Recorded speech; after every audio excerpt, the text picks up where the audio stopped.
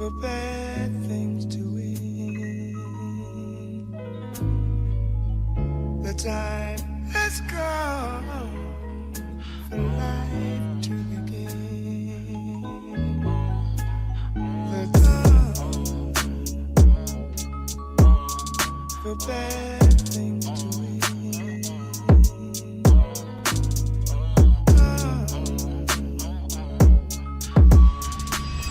En direct de Avatar. Non, cette vue de balcon est quand même incroyable et on se retrouve avec le petit déjeuner. Regarde ça. Donc bien commencer la journée avec un beau petit déjeuner, vue sur la plage, non, évidemment sur la piscine et la végétation.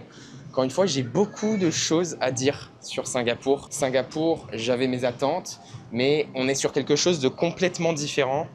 Je suis réellement surpris de cette ville. J'ai beaucoup de choses à dire, pas mal de choses à y faire. Et en plus de ça, quoi de mieux que ce cadre. Alors ce que tu vois juste derrière moi, c'est un Apple Store. Un Apple Store qui a été construit directement sur l'eau en forme de sphère. Je crois qu'il continue dessous, c'est une dinguerie. Et surtout en fait, pour moi, ça représente, c'est la matérialisation de la valorisation et de l'argent qu'a Apple. On a tendance à oublier Apple, on a tous un iPhone, etc. On a tendance à oublier que c'est évidemment une des sociétés les plus cotées au monde, les plus grosses en termes de capitalisation.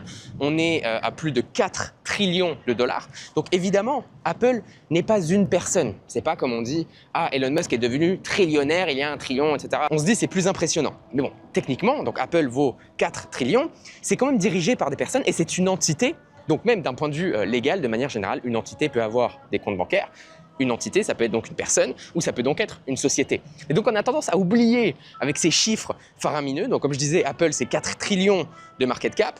Apple, si tu vas voir leur bilan en cash ou équivalent de cash, donc qui peuvent liquider à court terme, c'est 140 milliards, je crois, ou 150 milliards de dollars. Juste avec cette somme-là, ils peuvent racheter des boîtes genre Airbnb. Ça, ils achètent en cash. Mais aussi, ce qu'on voit juste ici, du coup, c'est la matérialisation de ce level, de ce pouvoir. C'est la même chose là-bas, hop, on voit Louis Vuitton qui a son propre bâtiment. Là, c'est exactement la même chose. C'est à ce moment-là, du moins personnellement, que je trouve que l'argent, ce qu'on voit juste sur les chiffres, sur les balance sheets, en fait, a un putain d'impact réel au niveau mondial. Et je suis vraiment honnêtement impressionné par ce que je vois. Et une des grandes raisons de cet impressionnement, et d'ailleurs, je t'invite à faire pareil, moi je suis venu à cette conclusion après avoir pas mal voyagé, c'est avant mes voyages, j'essaye de ne pas faire trop de recherches sur l'endroit où je vais, donc typiquement Singapour, ce truc-là qui au final est connu, hein, clairement, je pense, j'en étais même pas au courant. J'en étais pas au courant, mais du coup on arrive ici, je savais même pas où je mettais les pieds, je me suis dit, oh, waouh, incroyable, tu vois. Si tu fais 50 000 recherches avant là sur TikTok et tout, t'arrives, t'es même plus impressionné, t'as l'impression d'avoir déjà voyagé, d'avoir déjà vu l'endroit alors que tu y as jamais mis les pieds. Ça m'est arrivé plein de fois avec plein de voyages où genre, je l'avais déjà vu 50 000 fois le truc, donc j'arrive sur place. Au final, je vois cet endroit, je vois ce monument, je vois ces paysages qui sont impressionnants. Mais je les ai tellement vus plein de fois à la suite les dernières 3 semaines avant qu'au final c'est plus une consécration, c'est en mode ah bah enfin je le vois en vrai. Mais je l'avais déjà vu plein de fois avant. Donc aujourd'hui j'essaye, je m'efforce toujours d'essayer de ne pas regarder où je vais aller et même essayer de faire en sorte que toute l'organisation soit faite par quelqu'un d'autre. Comme ça on me dit juste va là-bas, fais ci, fais ça, ok bon je fais et je découvre. Je me dis oh putain, waouh incroyable. Et là j'ai vraiment l'impression d'avoir cette découverte agréable que j'avais et qu'on avait, je pense, quand on était enfant et qu'on a tendance à perdre quand on est adulte par le fait de faire plein de recherches et de regarder les endroits et au final, je trouve que ça perd un petit peu de sa magie. Donc bref, pareil, petit conseil qui en tout cas pour moi rend les voyages plus agréables.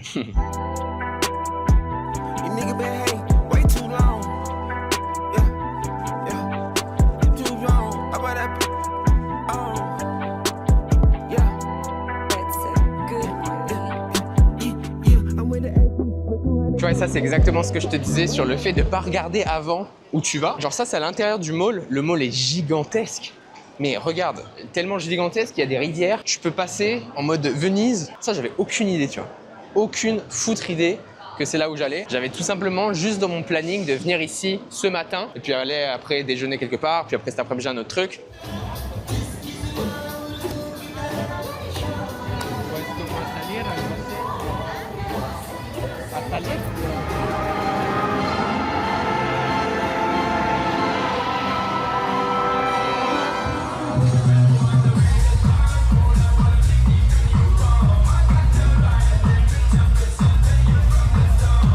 trouve actuellement sur une petite île au sud de Singapour qui s'appelle Sentosa Beach. Et c'est un peu, si tu veux, l'île divertissement. C'est là où il y a aussi un Universal Studio. Et donc, où il y a une plage sur laquelle on peut se baigner. Donc maintenant, est-ce que cette plage est naturelle? Non, elle est artificielle. Tout le sable a été importé. Mais ça montre encore une fois à quel point, à Singapour, rien n'est laissé au hasard. Et plus je passe de temps ici, encore une fois, hein, tout a une explication, plus je commence à comprendre le coût. C'est un paradis fiscal, mais surtout, ça offre énormément d'avantages, énormément de choses. C'est rare de voir une ville qui offre autant et avec une qualité aussi belle. Pareil, l'intérêt de ne pas regarder avant où on va, j'avais aucune foutre idée que Singapour avait des plages. Encore une fois, pour moi, Singapour, c'était gratte-ciel. C'était pas aussi vert que ça ne l'est. Et surtout, il n'y avait pas des plages de sable blanc avec des cocotiers directement sur la mer.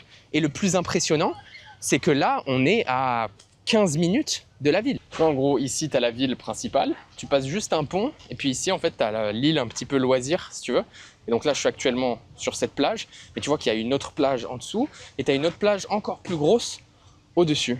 Et puis j'imagine d'autres trucs à faire ici. C'est vraiment complet. Non, franchement, très agréablement surpris.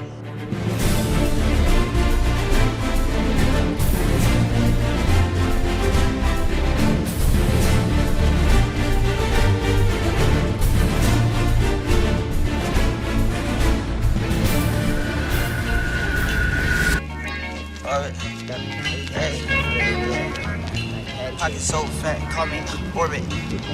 Orbit. Gotta wait to make no movies, I be loaded.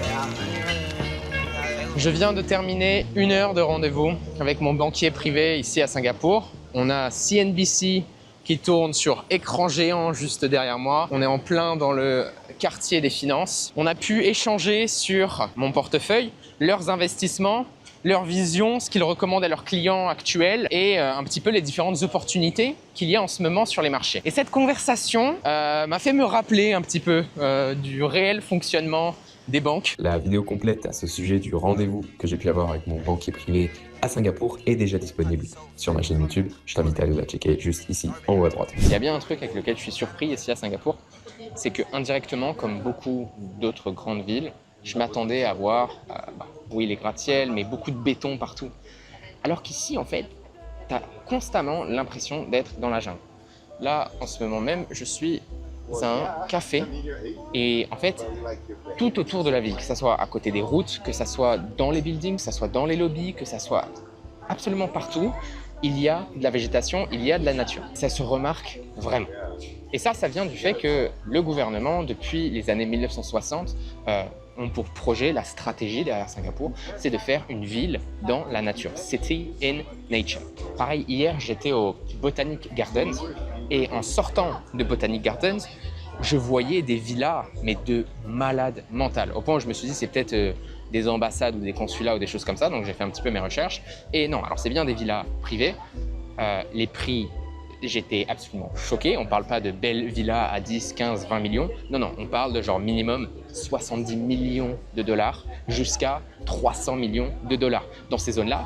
Et en fait, de la même manière, ils sont obligés, sur chaque villa, d'avoir un terrain avec de la végétation, de l'herbe, bien plus important que la taille de la villa. Donc en fait, chaque villa vient avec un jardin qui est absolument énorme et tu es en plein Singapour et tu es entre donc, le jardin botanique et la rue Orchard, qui est une des rues principales de Singapour. Et j'étais absolument choqué de voir les baraques qu'on voit là, le niveau de richesse et surtout, pareil, en me renseignant un petit peu plus, la complexité que c'est d'aller acheter finalement dans ces zones. C'est des zones extrêmement limitées à Singapour et donc premièrement, si tu n'es pas résident réel à Singapour et que tu n'as pas contribué activement au pays, déjà, tu n'as pas le droit d'acheter. Deuxièmement, il te faut une autorisation gouvernementale pour aller acheter dans ces zones-là. Ce que je trouve dingue. Du coup, il y avait une maison que je trouvais incroyable. Je suis allé me renseigner sur qui était le gars derrière, qu'est-ce qu'il faisait dans la vie.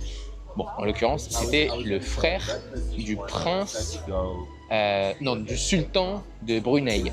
Bon, En gros, on ne peut pas faire le métier que ce gars fait.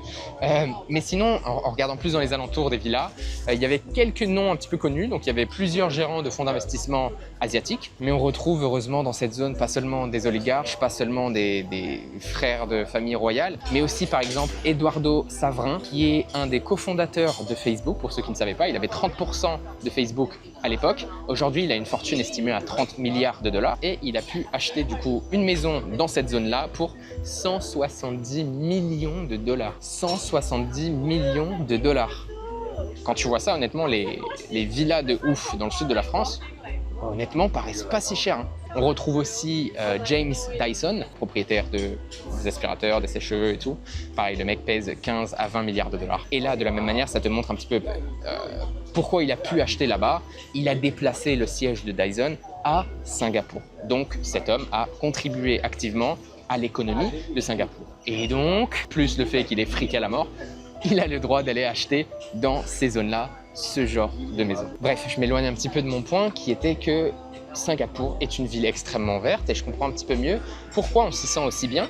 Et aussi la température parce que c'est un climat qui est très tropical. Cependant, tu sens pas une chaleur forcément étouffante. Et je pense qu'en grande partie, c'est dû justement à ces plantes qui sont partout et t'es pas juste entre le ciment du sol et le ciment des murs et les vitres des buildings. Genre non, t'as de la végétation pour donner un petit peu d'air. Ça, c'est vraiment sympa. Et en plus de ça, cette végétation est extrêmement bien entretenue. Une autre ville à laquelle je pense, quand je pense à beaucoup de végétation, c'est Medellín, en Colombie. Je te mettrai une photo ici, si tu vois ce que je veux dire. Mais cette végétation, elle n'a rien à voir en fait. Cette végétation, elle est à la one again, elle est pas du tout travaillée, disons, comme à Singapour, où c'est extrêmement travaillé, c'est extrêmement beau, c'est extrêmement fin.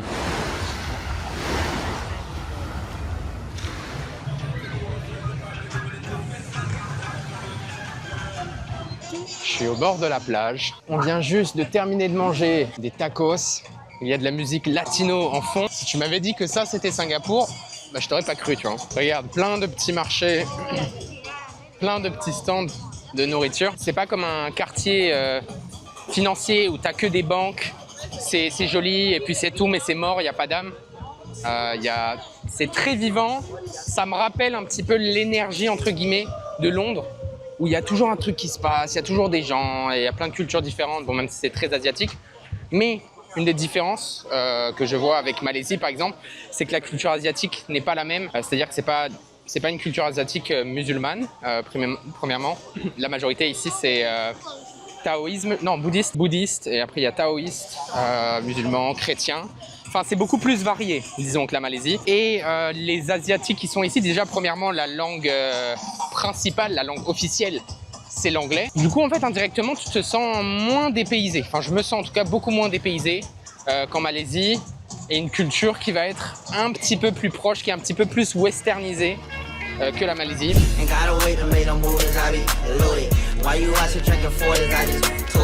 Still that same nigga in a foreign but it's stolen. Ryan sporty, I can sport it, can't control it. I'm doing far, I got that bag, yeah, I'm transporting. I got that bag on me, nigga, like I'm transporting. Alors on est actuellement au restaurant C'est la vie avec une vue magnifique, 360 degrés sur tout Singapour.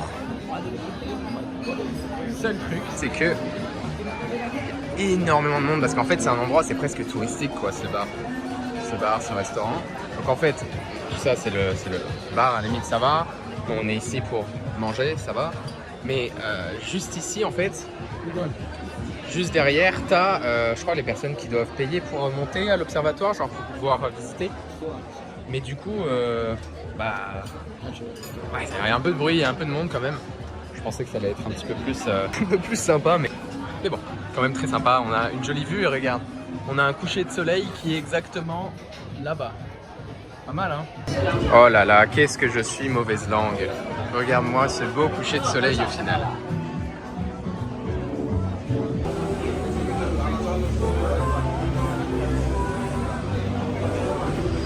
On s'apprête à quitter cet hôtel avec cette vue absolument spectaculaire. Encore une fois, hôtel incroyable, hein. Hôtel incroyable, mais vu que je reste ici pendant 10 jours, je me suis dit que ce serait quand même intéressant d'aller tester d'autres hôtels.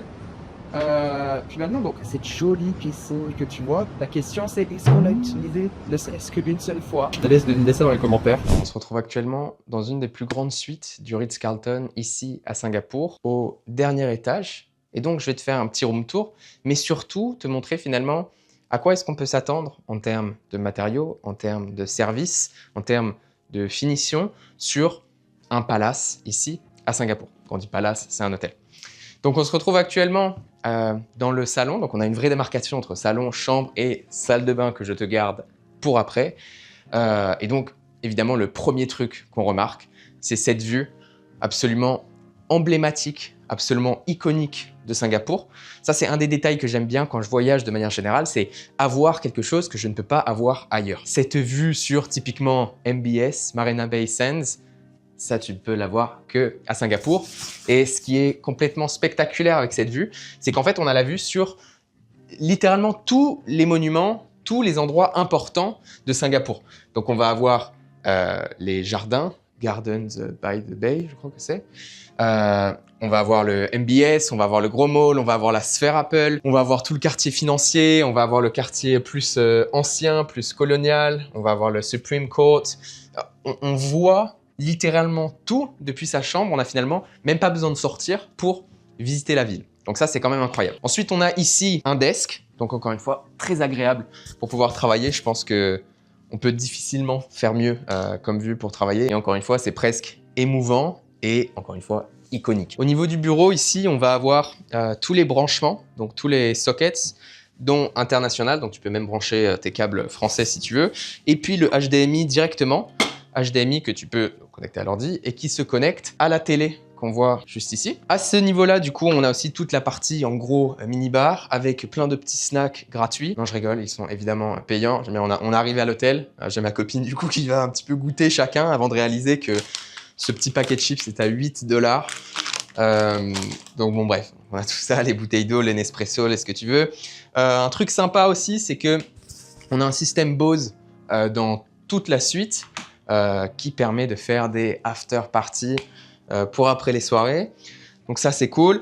Et évidemment, pareil, donc au niveau finition, si tu viens voir, on a tout qui est bien fait. On a l'intérieur qui est en cuir, on a tout qui est du bois laqué. Et au final, c'est ce qu'on retrouve un petit peu dans toute la chambre, mais ce sont des matériaux premium. C'est pas juste on dort bien, c'est finalement toute une expérience, tout ce que tu touches, tout ce que tu utilises en day-to-day doit être parfait. Les portes pour séparer la chambre du salon, mais on va avoir du cuir du coup sur tous les murs. Il n'y a aucun mur qui est laissé blanc, disons. Et donc là, on a la chambre avec, donc, comme tu peux voir, un bois très beau, un très beau bois laqué. Donc c'est un mélange de bois, de cuir, et dans la salle de bain, tu verras de très beaux marbres. Au niveau de la chambre, on a du coup, encore une fois, cette même vue qu'on a dans le salon, avec ces fenêtres octogonales.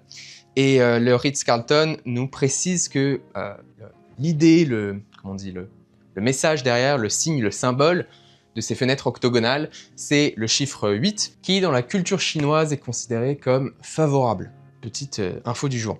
Ensuite, au niveau du lit et de la literie, dans ce genre d'hôtel, on va toujours être sur du top du top. L'objectif, c'est toujours tu ne dors pas mieux que dans ce genre d'hôtel. Donc évidemment, la literie est incroyable. Au niveau des coussins, on a aussi un pillow menu. Donc tu as un menu pour choisir finalement les oreillers qui te conviennent le mieux, avec 6 différentes options. Nous, on en a commandé 6 hier soir, on les a tous testés. Non mais donc bref, on a ça. Aussi, autre détail que tu vas toujours retrouver dans les palaces de manière générale, c'est que tout doit être accessible niveau lumière, niveau service, entre guillemets, depuis ton lit. Donc juste ici, hop, on va avoir littéralement tous les interrupteurs, master, night, bed. On va aussi avoir les blinds. L'objectif, encore une fois, c'est d'avoir une chambre qui est complètement noire la nuit. Pareil, toutes les prises vont être plutôt cachées. Donc là, ça va être dans les tiroirs plutôt qu'avoir des prises qui sont pas belles au mur. Donc ça, c'est pour ce qui est de la chambre. Encore une fois, du coup, comme je disais, les matériaux, les finitions, tout ce que tu touches, c'est vraiment top. Puis maintenant, on arrive sur la salle de bain, qui est la partie préférée de madame, avec du coup une lumière, encore une fois, qui est incroyable, spectaculaire, et surtout des matériaux qui sont nobles, qui sont beaux. On n'est pas sur du laminate, je sais pas comment on dit, les petites plaques de marbre fin. On est vraiment sur du beau matériel. On a cette baignoire magnifique avec cette vue derrière. On va avoir aussi tout ce qui est les produits de savon, de beauté, etc.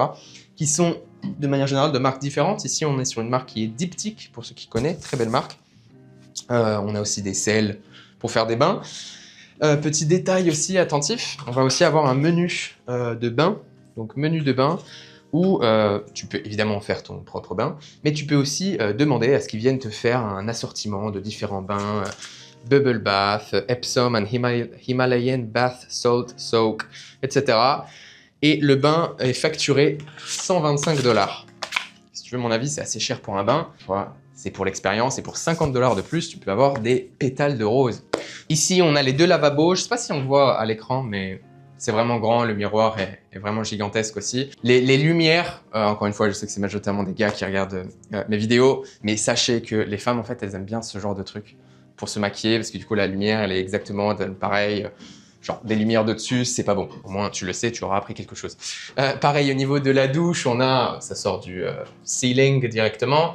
On a tous les produits Diptyque. On va avoir aussi un petit closet ici. Donc, c'est exactement la même chose au niveau des bathrobes. Tous les hôtels vont avoir.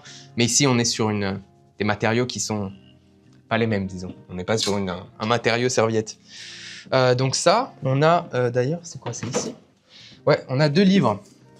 The Holy Bible et le livre des Mormons. Je suis un petit peu surpris, honnêtement, qu'ils mettent pas aussi genre un Coran et disons d'autres livres religieux. Surtout que Singapour, c'est laïque. Enfin, genre, c'est la religion principale, c'est pas le christianisme. Donc, je trouvais ça un peu particulier.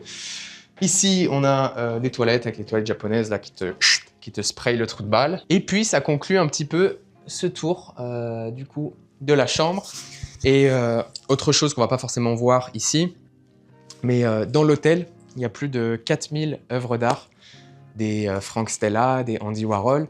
Donc aussi pour juste marcher, découvrir tout ce qu'il y a, c'est extrêmement agréable. Jolie piscine, jolie salle de sport, j'ai envie de dire, il y a un petit peu ça partout.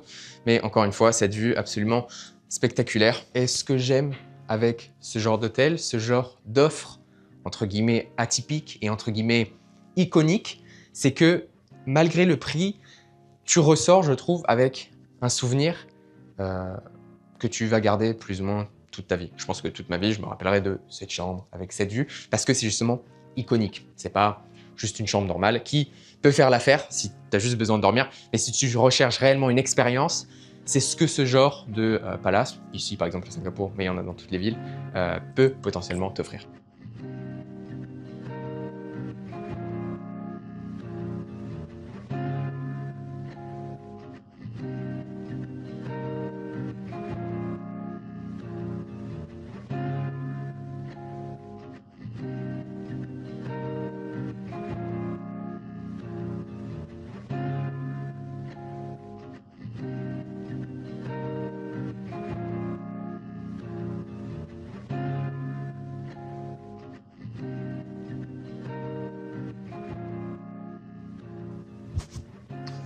Alors je viens tout juste de terminer de me préparer et je vais t'emmener avec moi voir Théophile Hélier pour qu'on aille faire un podcast ensemble. On a réservé un studio de podcast ici à Singapour. D'ailleurs, les studios de podcast ici à Singapour, waouh, énervé, hein. Donc ça, et du coup je me suis dit, ce serait aussi intéressant de t'emmener avec moi pour que tu vois un petit peu l'envers du décor d'aller faire un podcast par exemple. Savoir que Théophile, on s'est rencontrés à Shanghai l'année dernière. Le courant est très bien passé. On s'est dit que ce serait cool de faire un podcast où finalement on se pose des questions mutuelles qu'on se pose sur la vie de chacun, entre guillemets. Donc je pense que ça va être très intéressant. Et donc sur ce, allons-y. Alors on vient tout juste d'arriver au studio de podcast. Comme tu peux voir en fait, il y a différentes pièces. On en a une ici, on en a une ici j'imagine. Mais sinon on a une pièce un peu plus comme ça, tu vois. C'est comme ça que ça ressemble. Voilà, tout le back-end qui est ici. Et puis toutes les caméras aller-retour qui sont là au fond. Je suis là un petit peu plus girly je trouve. Et puis celle qu'on avait choisie, il y a apparemment un souci avec les pièces. Et donc celle-ci, tu vois, qui est un petit peu plus, disons, business lounge, cigar lounge. Et puis le famous Théophile Hélier. Et puis du coup, on va pouvoir échanger sur différents sujets. Je pense qu'on va faire une vidéo sur ta chaîne, une vidéo sur ma chaîne. On se pose des questions respectives les questions tout simplement qu'on se pose réellement. Que des questions pièges. Sur piège. Bon, c'est bon, les soucis de studio de podcast ont été réglés, du coup on a bien celui-ci. Alors je m'apprête actuellement à passer sous un pont en pleine ville. Ce qui est intéressant à Singapour, c'est que les ponts, généralement dans n'importe quelle ville américaine, européenne, il y a le pire du pire sous les ponts. D'où la musique des Red Hot Chili Peppers, Under the Bridge.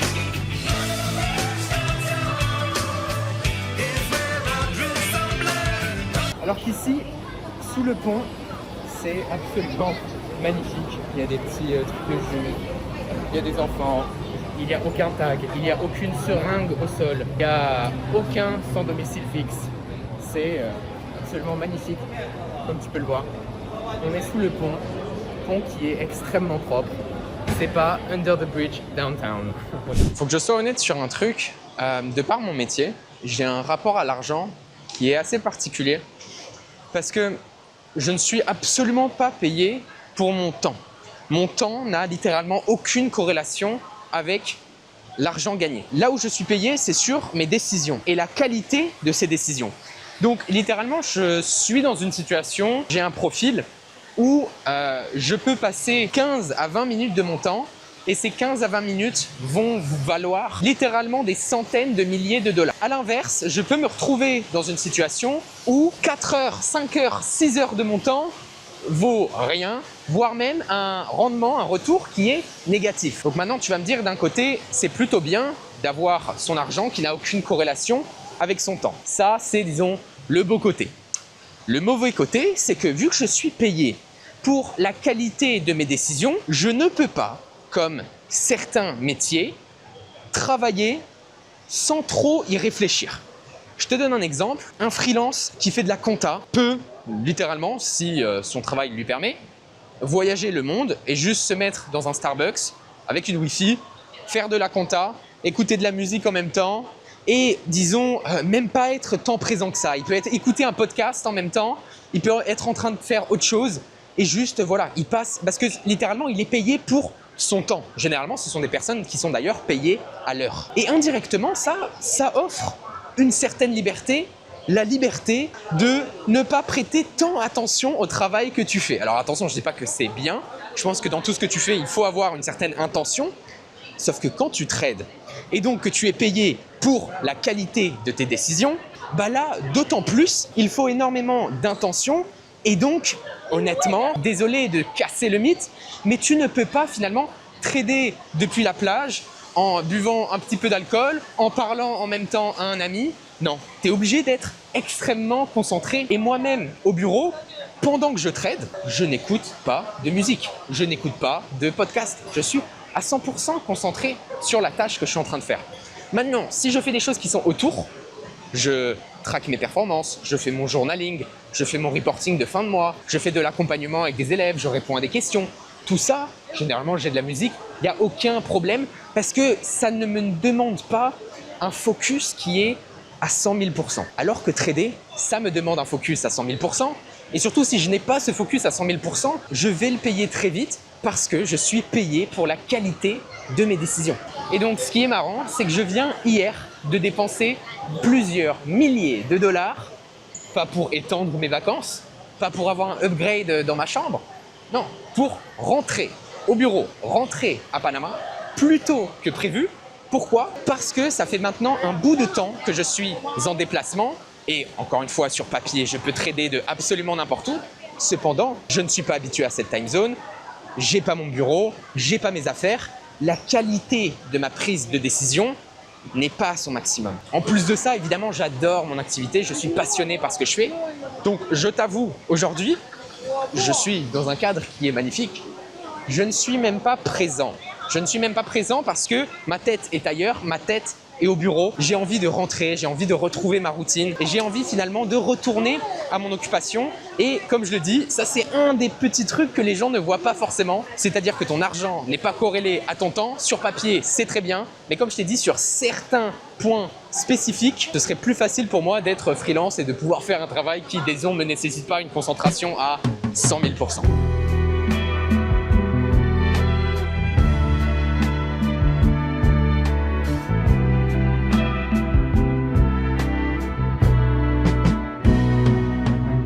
Alors maintenant, j'aimerais terminer cette vidéo un petit peu sur mon avis ici sur Singapour. Comme tu sais, juste avant Singapour, j'étais à Kuala Lumpur en Malaisie. J'étais aussi à Penang, qui fait aussi partie de la Malaisie. Et donc, qu'est-ce que je pense de Singapour? J'ai pu faire énormément d'autres endroits qui pourraient être entre grosses guillemets comparables.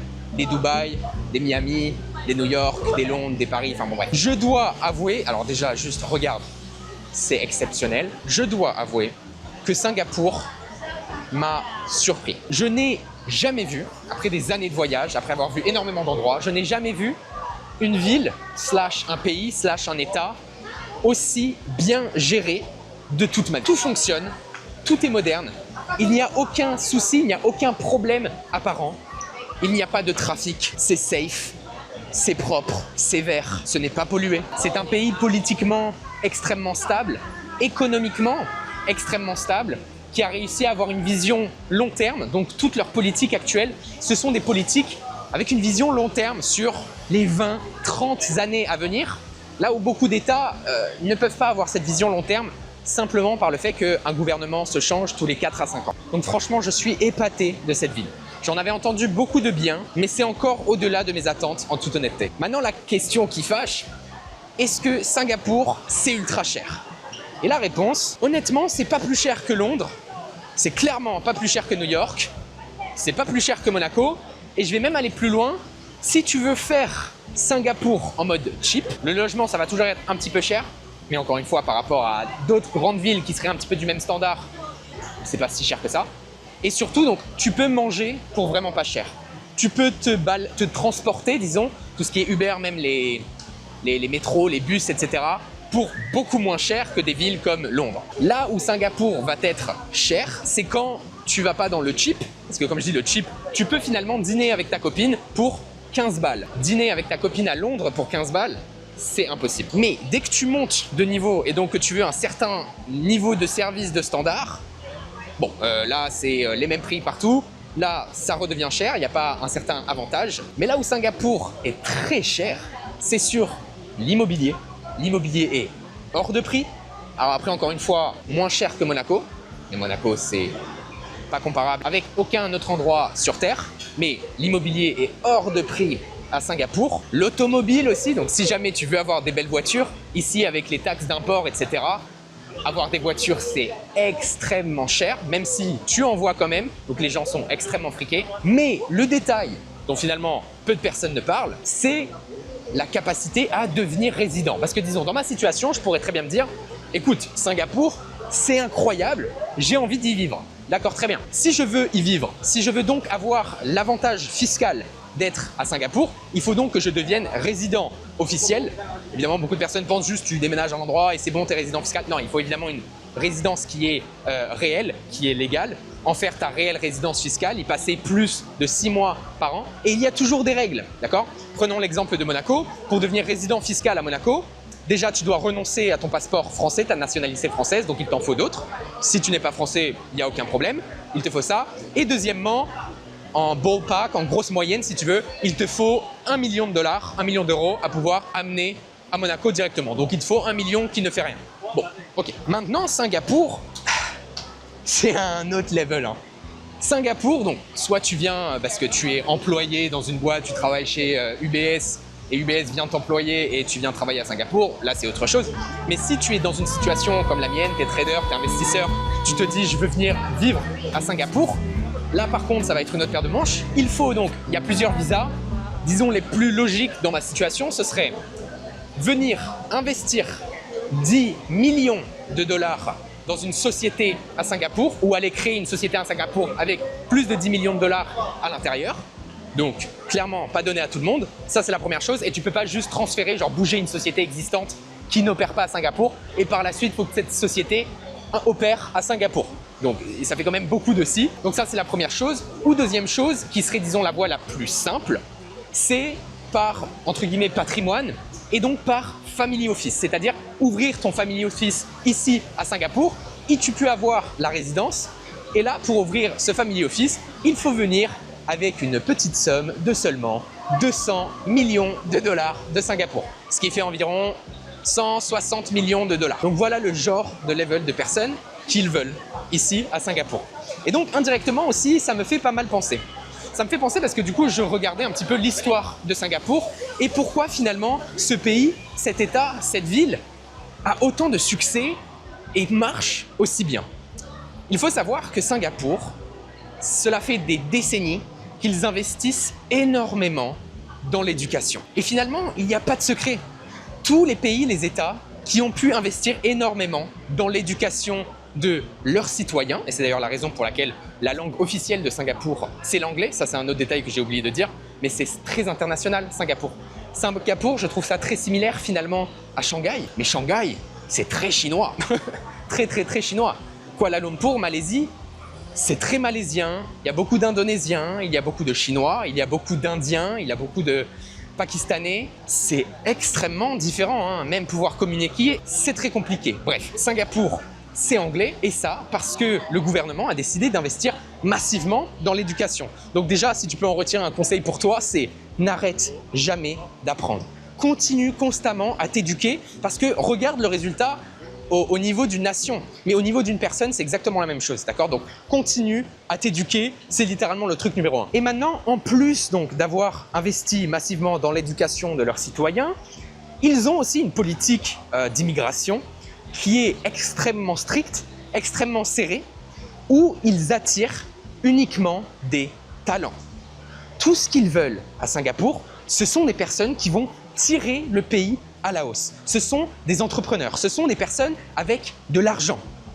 Et en aucun cas est-ce qu'ils veulent attirer des personnes qui viennent, qui n'apportent rien au pays, ou même qui viennent profiter finalement des aides potentiellement sociales de Singapour. Mais jamais tu ne vois ça ici. Ils veulent attirer des talents. Et donc évidemment, ça tire le pays à la hausse. Chaque nouvel immigré ici à Singapour contribue à tirer le pays à la hausse. Et ça pour moi, c'est félicitations. C'est félicitations et je pense que beaucoup de pays, beaucoup d'États, même si évidemment c'est plus compliqué, Singapour est un tout petit État, il y a seulement 6 millions d'habitants, donc c'est beaucoup plus simple à gérer une telle superficie et une population aussi petite que 6 millions que ça ne l'est un pays avec plusieurs dizaines de millions. Mais je pense qu'il y a beaucoup à apprendre sur cet État, sur cette ville et sur leur façon de faire.